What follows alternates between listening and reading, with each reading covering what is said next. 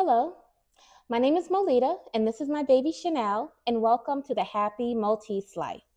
So, if you're interested in learning how I make her dog food, how I make it healthy, how I make it so she doesn't have tear stains, and how she's able to maintain a healthy weight, keep on watching. So, I make her dog food for many reasons. She loves it when I'm starting to make the ingredients, mix everything together. She's in the kitchen, she can't wait. But aside from the fact that she loves the taste of the food, some of the main reasons I make her dog food is one, I know what's going into her food. As I shared in the tear stain video, there's so many preservatives and toxins and mystery ingredients in regular dog food that for me, it's super important to know what's going in her food, to make sure that she's eating clean ingredients, things that I eat. And you'll notice that she eats really good food. So I make her dog food, number one, because I want to know what's going in it and I want to avoid any of those preservatives. Secondly, I make it because I know she's allergic to poultry, right? I shared that most Maltese are allergic to poultry, chicken, and fish, and chicken and turkey, and sometimes even eggs. And so by making her dog food, I can avoid those ingredients and make sure she has a balanced diet. Thirdly, I would say it helps me to help her maintain her weight. For a while there, after I realized she was allergic to poultry, I had started feeding her beef, but it's so calorie dense. And she did gain some weight. So by making her dog food with fish, which you'll see here in a moment, it allows me to help her maintain her ideal weight. It allows me to ensure that she has the energy to play and to enjoy life. And it's also super cost efficient. I find that the ingredients that I use tend to be pretty cost effective. They're foods that I already have in my refrigerator and freezer anyway, because they're foods that I typically eat, my family typically eats. And so if I notice she's running low on her on her storage of food in the freezer, I can easily whip her up a batch. And so I'm going to put her down. I'm going to walk you guys through the ingredients I use. I'm going to show you how I cook them. I'm going to show you how I mix them, also how I store them. Also, I'm going to share how you can check for your dog's calorie needs and design a food recipe or at least a food plan for them so that they can live their most happy Maltese life. So stay tuned. I'll be back. So I wanted to share with you how you could determine your dog's calorie needs. So for me, as recommended by my vet, I went to vetcalculator.com. I'll be sure to link that website down in the description box below. But I went to vetcalculator.com and I put in her weight. I put in the fact that she was neutered. There's an option for if she's not neutered or spayed, but I put in the fact that she was. And I also was able to select what her ideal body shape was. There's some dogs that are meant to be on a leaner side. There's others that are meant to be on a little heavier side.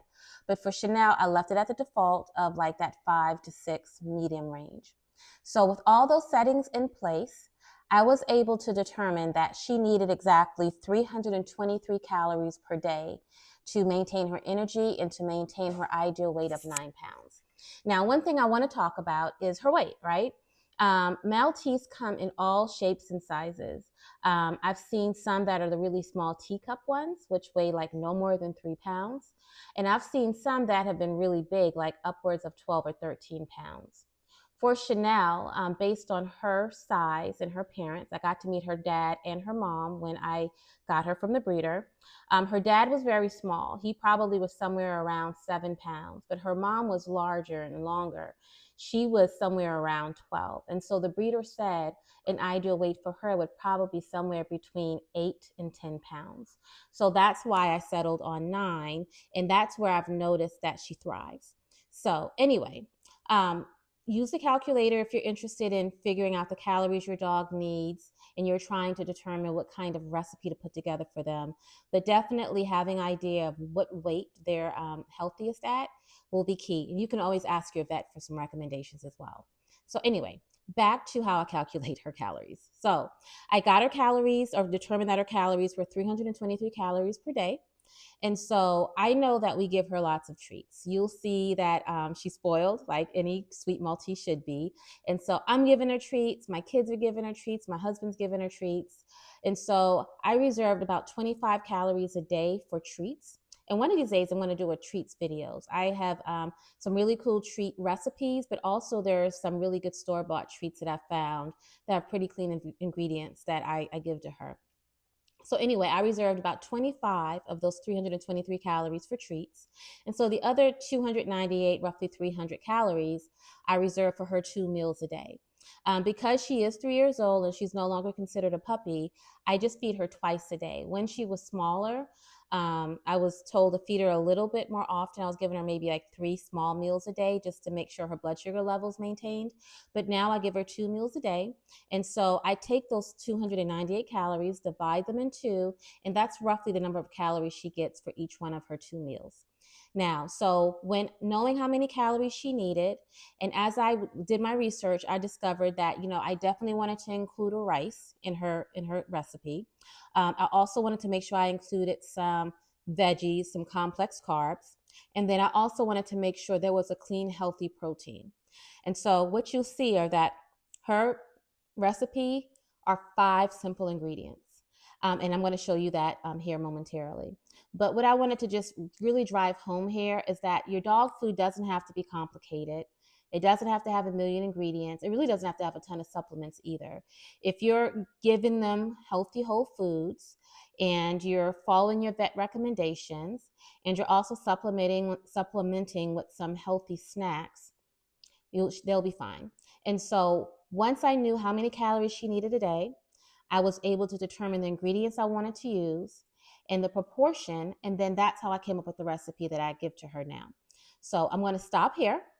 I'm going to now pivot to the counter so you can see all of the ingredients I use, and then we're going to start cooking her food because she's running a little short in the freezer, and I need to get her some food made. Okay, so I'm back. So here we are with all the ingredients that I use for 6 days worth of Chanel's food. So what I did to determine that this was 6 days worth of food for her was that I knew I wanted to include a fish. So this week she's having salmon. I've also used steelhead trout in the past. I'm also going to ensure that she has rice. I have used brown rice before, and brown rice is great. It has lots of fiber in it. I did find that she went to the bathroom more often, but I also takes longer to cook brown rice. So I prefer to use jasmine rice, which is more complex than regular white long grain rice. And then I also make sure she has a veggie. And so typically I will buy carrots or peas separately, but I have noticed that the grocery store we go to has the option for a peas and carrots sort of already diced and blended together. So instead of using the portions I would normally use for this individually, I'm going to use this and combine the portions. I cook everything, well, at least the rice and the carrots, I cook in spring water. So if you go back to the one episode where I talked to you about the types of water that help prevent tear stains, spring water was one of them. So I also make sure I use spring water when cooking and preparing her food. And last but not least, when I cook the salmon or bake the salmon, I like to make sure that not obviously it doesn't stick to the pan, but also that there's a healthy oil involved if I have to use an oil. So I use this avocado spray at the bottom of the pan that I bake her salmon in. And so these are the 5 ingredients that I use in order to create her weekly dog food. So here's how the 298 calories a day breaks out. So for a week's worth of food, well, for 6 days, actually, it's not exactly a week, it's 6 days worth of food. The total calories are a pound of salmon in this instance. And let me get my notes here. A pound of salmon has roughly 960 calories. I use 1 full cup of raw rice, which I cook in the spring water, but 1 cup of raw jasmine rice has 640 calories. And then I roughly use 1 cup of peas, 1 cup of carrots. So I'll be using 2 cups of this particular bag. And that in total has roughly 185 calories. So when you add that all up and you divide by the 298 calories that she needs per day, it gives me exactly 6 servings. So this is how I came up with her recipe. I don't factor in the oil. And obviously water has no calories. And so this is how I determined her food. So what I'm going to start doing now is I'm going to preheat my oven to 350 degrees for my salmon.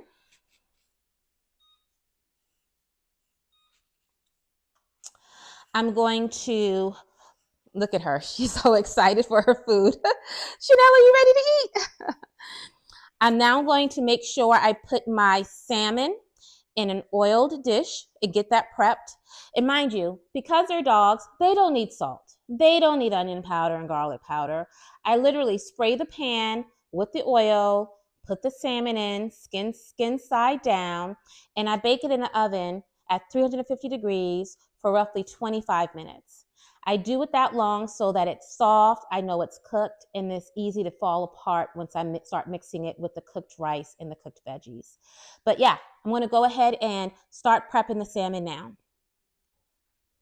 So here we are with the salmon. I've got my glass container I'm going to be using for the salmon.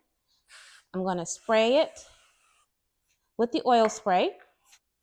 And I've already rinsed and somewhat patted dry the salmon. So I'm going to just set it in there.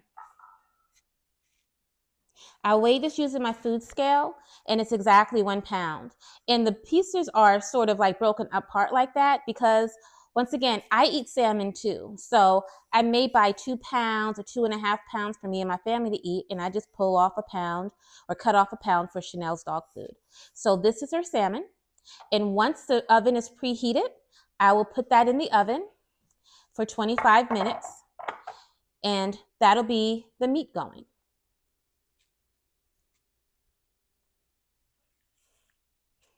Okay, so next up is going to be the rice.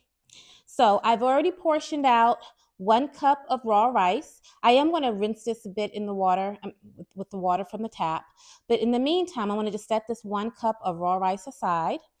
I'm now going to add in 2 cups of spring water to my bowl. So basically with rice, if you didn't know, at least for standard like white jasmine, basmati rice, it's a 2-to-1 ratio of water to rice. So it's 2 cups of water to every 1 cup of rice. And so I'm adding the water to the bowl, and I'm now going to take it over here to my stove, and I'm going to start boiling it.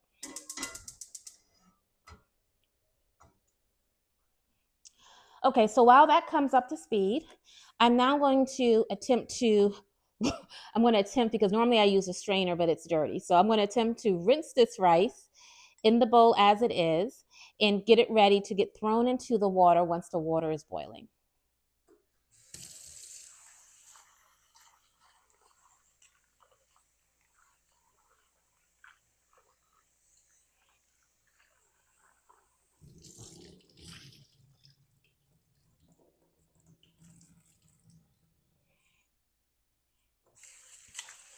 I normally rinse it twice.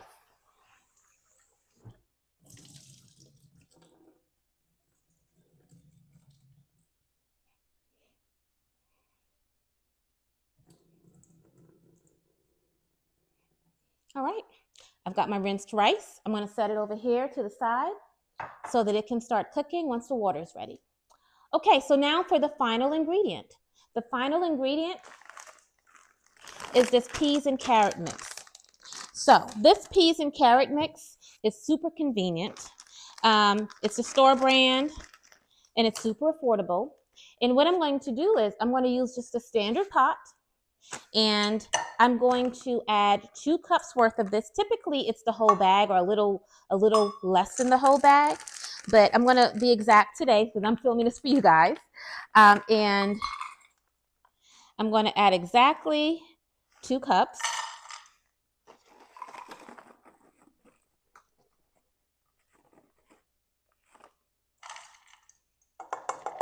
And there you go. So it leaves just a little bit more in the bag, but we'll save that for another week.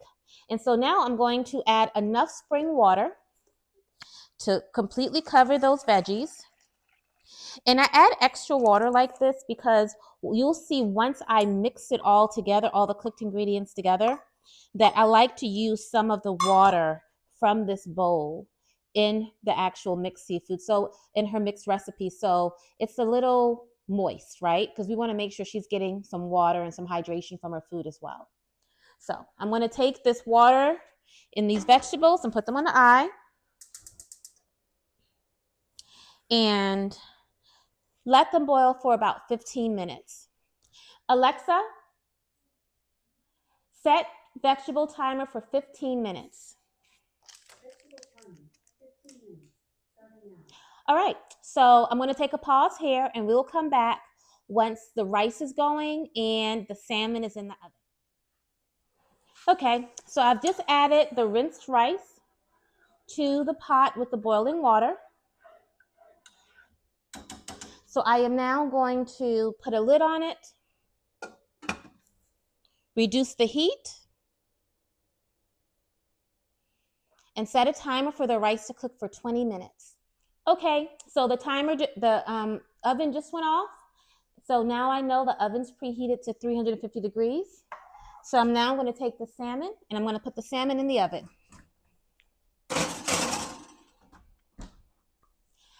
It's in there, and so I'm now going to set a timer for 25 minutes for the salmon to cook. Okay, everyone.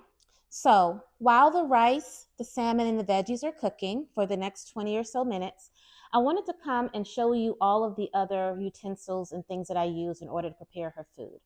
So the first is obviously a large bowl. So this bowl is what I'm going to dump the salmon into, the rice into, as well as the vegetables. I will strain the vegetables, but reserve the water so I can add some of the water at the end to make sure the food has the right sort of moist consistency. But everything's going to go in here, and it's going to get mixed up with this handy dandy, I don't know what you call this, but it's like a meat crumbler. We normally use it when we're making ground beef taco meat for dinner. It allows you to really kind of break up the meat, but we're going to use this to mix up and break up the salmon and mix it with the rice and mash the peas and the carrots. So this is how I mix their food, what I mix it in.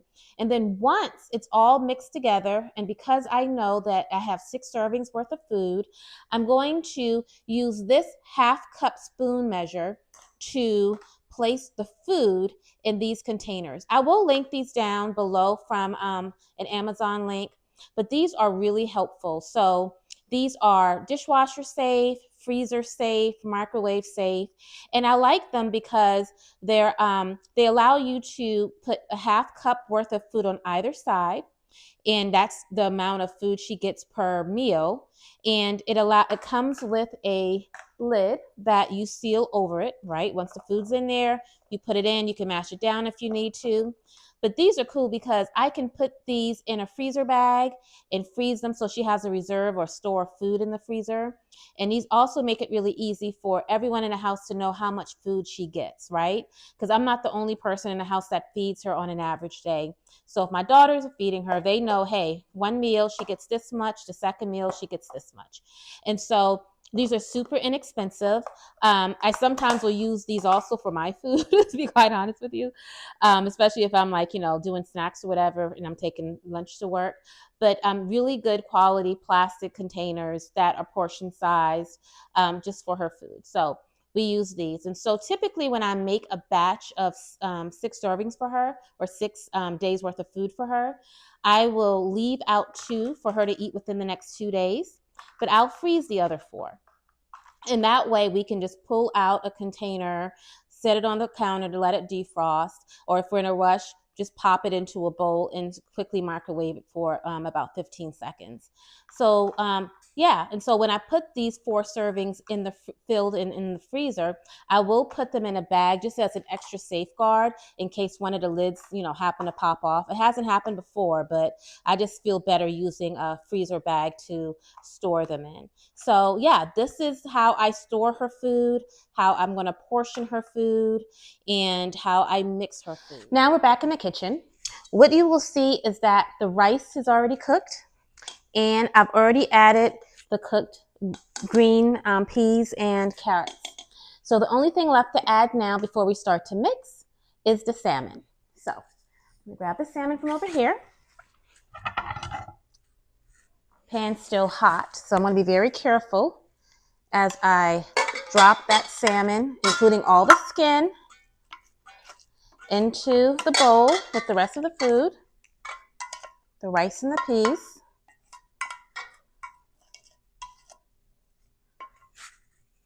And yeah, that's how we're going to add everything to the bowl.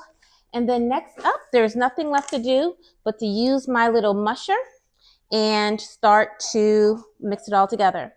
If you hear whining, just know it's Chanel. She's down here next to me on the floor, all excited because she knows exactly what's going on up here on the counter. Right, Nellie? Don't worry, I'll give you some of the leftovers out of the bowl, okay? So I'm going to mix all of this up together, get it all well done, all well mixed together and done.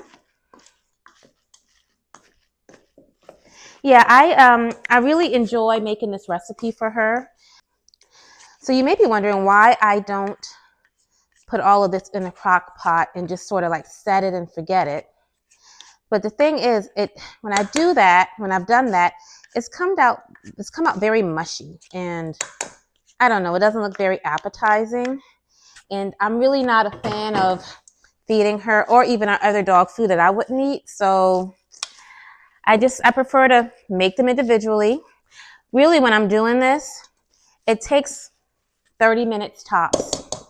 It's 25 minutes to bake the salmon, 20 minutes for the rice, 15 minutes for the veggies, and this little bit of prep that I have to do prior to portion it out takes less than 5 minutes. So it really isn't that labor intensive, just cooking them individually and mixing them.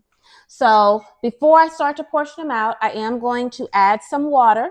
So this is the water that the vegetables had boiled in. So I'm going to add some to the bowl. And I'm going to give it a mix to see if that's enough, if it looks like it's moist enough.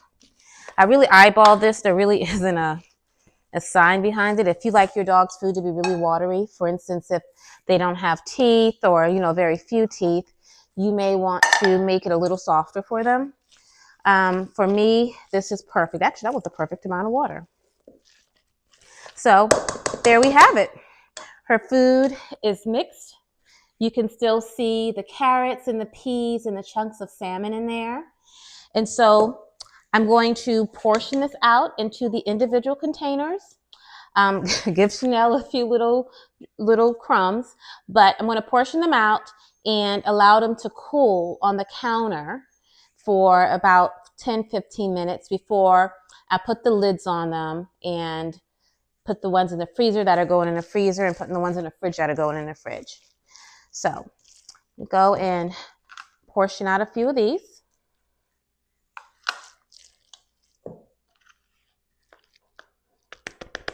Just perfect.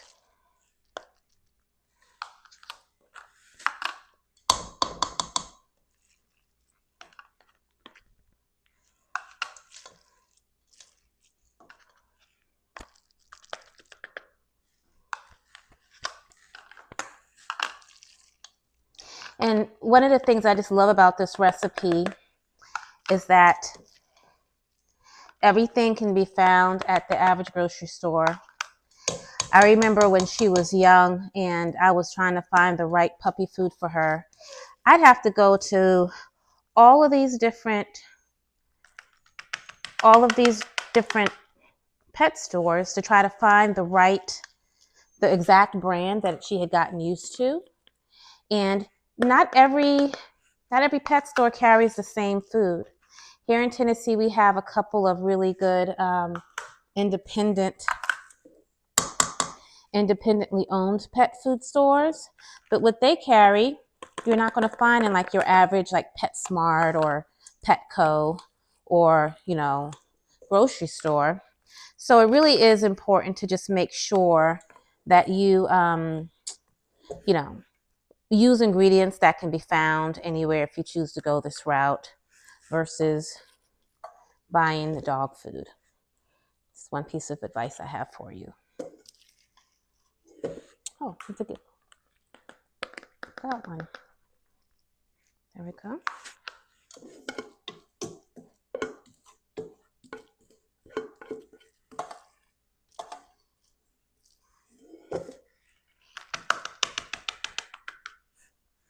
And portion out some from some other ones that are over portioned.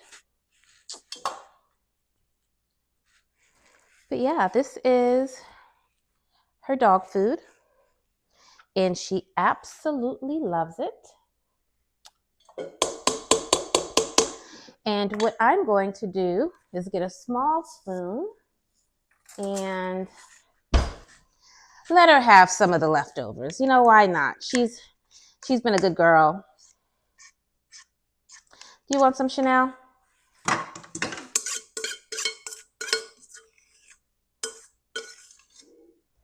We need to save some for Sammy. That's too much. Here you go. All right, so that's how you have it. She's got 6 days worth of meals, fresh home cooked dog food meals prepared, and we'll have some extras in the freezer. And in about 4 days, I'll do this all over again. I will tell you, sometimes I make double batches, so I just double everything, right? Instead of 1 pound of salmon, I cook 2 pounds of salmon. Instead of 1 cup of rice, 2 cups of rice. Instead of the 2 cups of veggies, 4 cups of veggies. I will sometimes do that to get ahead and make sure I have enough for her in the freezer. But for the most part, doing 6 of these portions every 4 to 5 days keeps it going, keeps the food fresh, and keeps her excited to eat each of her meals. So I hope that this walkthrough has been helpful. Like I said, I will leave instructions on how to access the website to calculate your dog's calorie needs. I will also include the details of this recipe in writing so you can access it there. And I'll also link the storage containers that I use to portion out her food, these blue ones. But yeah, I look forward to hearing from you all. So I haven't said it yet, but if you like this video, please give it a thumbs up. Subscribe, like it. I'm going to be putting out a lot more videos around how to care for your Maltese or your small dog, how to give them a great quality of life, and also how to have fun. So thank you so much for joining and making it all the way through the end of this video. And thanks again for watching The Happy Maltese Life. Take care.